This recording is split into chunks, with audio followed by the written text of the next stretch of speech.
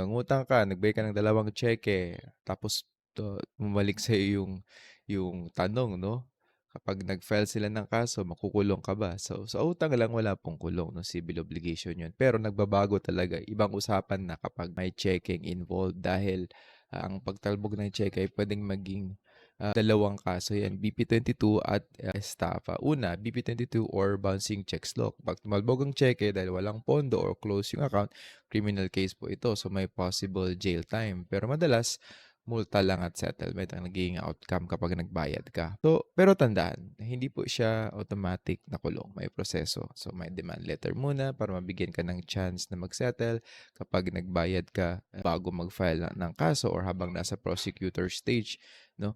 Malaking posibilidad na hindi na ituloy yung kaso. If you can settle it early. So, kung kaya mong ayusin ang checks o magbayad, gawin mo na ano, bago umabot pa sa korte. Mas mabigat kasi yung kaso kapag pinabayaan na.